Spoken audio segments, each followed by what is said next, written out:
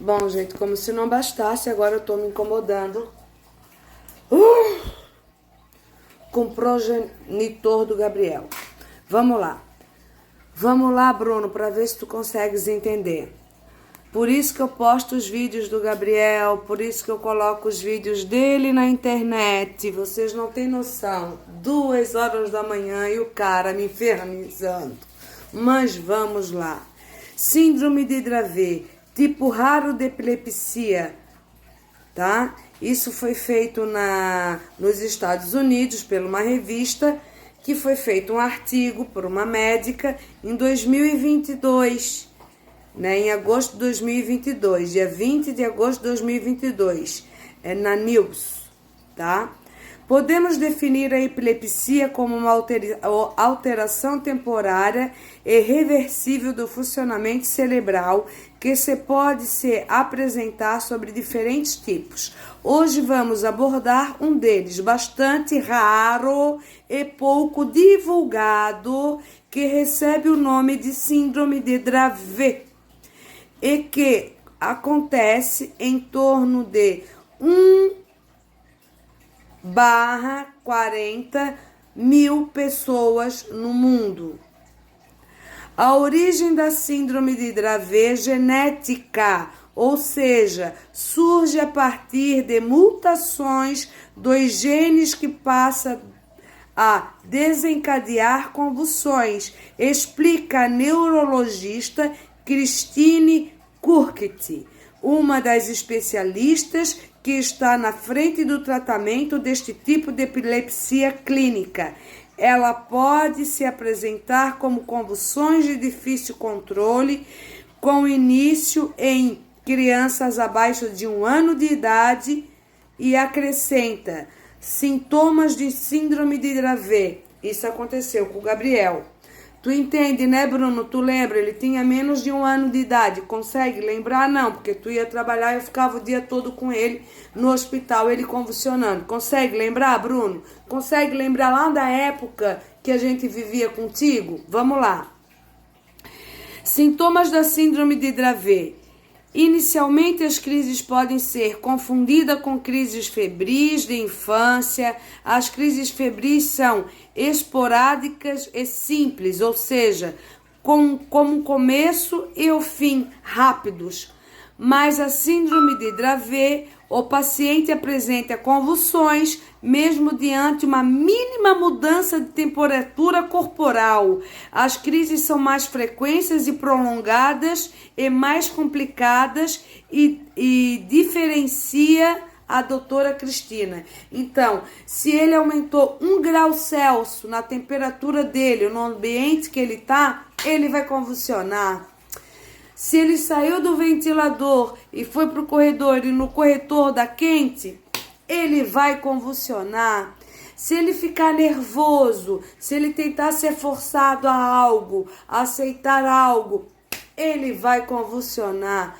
É genético, na formação dos genes. Tu consegue entender? Quando eu expliquei que era um tratamento paliativo, eu quis dizer no modo geral, como a gente chama, doutor fulano de tal. Se o médico não tem doutorado, ele não é doutor, mas no dito popular se denomina doutor, mas só pode ser dado esse título a quem realmente tem o título de doutorado, quem cursou doutorado. E a síndrome de Dravet é assim, o Gabriel tem Dravet. O Gabriel tem um tratamento com CBD, mas não vai curar, não tem cura. Algo que é genético, uma má formação, não tem cura. Tem um tratamento que ameniza a intensidade, a agressividade, mas não tem cura. Para te ver se tu consegue me entender de uma vez. E as pessoas também que vivem me julgando. Importante mencionar que, além da ocorrência das crises, a criança pode apresentar uma parada ou involução do desenvolvimento neurológico. Na prática, isso quer dizer que ela pode deixar de falar, se já falava, se já tinha pedido aprendido algum comando, ela pode deixar de fazê-lo. Se ainda não andava, começa a marchar e uma forma descoordenada e desequilibrada no seu gestual, no seu cognitivo, no seu físico. Então ela causa um retardo, um atraso. O que você sabia, você desaprende. Diagnóstico da síndrome de Dravet. Atualmente existem testes genéticos, que foi o que o Gabriel fez, certo?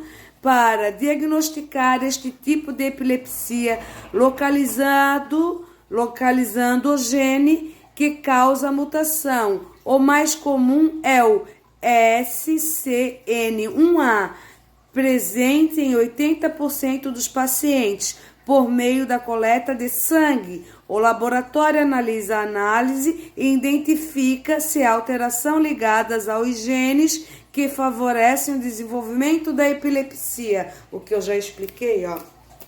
E que nós já fizemos isso, ó, há muito tempo. Certo, Bruno? E outras pessoas também.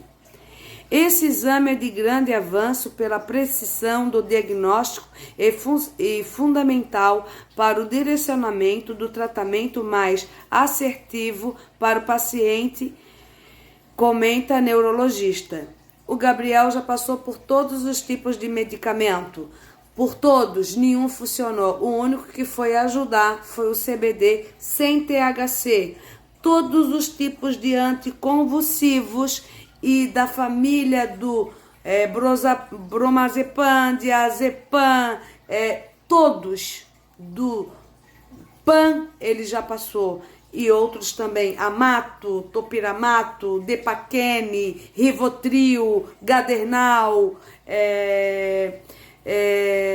meu Deus, vários, não adiantou. Certo? O tratamento para a síndrome de Dravet, como a patologia, não apresenta cura, não apresenta cura, não apresenta cura, não apresenta cura. Certo? O tratamento para a síndrome de Dravet consiste no uso de medicamentos antiepiléticos para conter os sintomas, não a causa. Os sintomas, não a causa. O que isso quer dizer? Diminui, faz uma patologia, tenta amenizar os sintomas, mas não cura a causa, porque causa é genética e não tem cura, certo? Em alguns casos, aderir à dieta congênita abaixo do consumo de carboidratos pode complementar o uso fármacos específicos como estiripentol, medicação ainda não disponível no Brasil, havendo a necessidade de importação. Eu não consegui esse medicamento, eu consegui o outro, esse não. E para fazer essa dieta tem que ter dinheiro, e eu não tenho.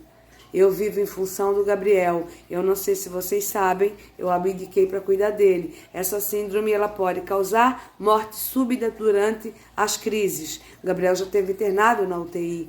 Né? Eu acho que você lembra bem disso, Bruno. Então as pessoas que julgam, tentem estudar um pouquinho. Facinho, gente, é só estudar. Tô lendo para vocês. Um medicamento mais recente aprovado pela FDA, Food and Drug Administração, organização regulatório americano, pela Agência Nacional de Vigilância Sanitária, Anvisa, com a alta taxa de efetividade, é o canabidiol,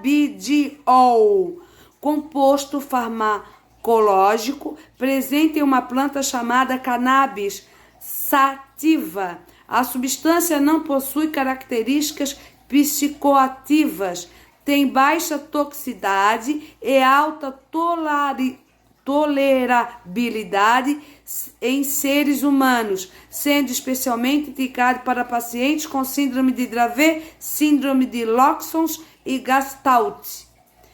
É o que o Gabriel usa, foi o que funcionou. Então eu quero que tu entenda, quando eu falo as coisas, não venha indagar comigo como se eu tivesse errada, ou como se tu tivesse estudando muito, sabendo muito. Para te saber isso, tu teria que estar 18 anos cuidando deles juntamente, indo nos médicos e se importando. Coisa que tu não faz.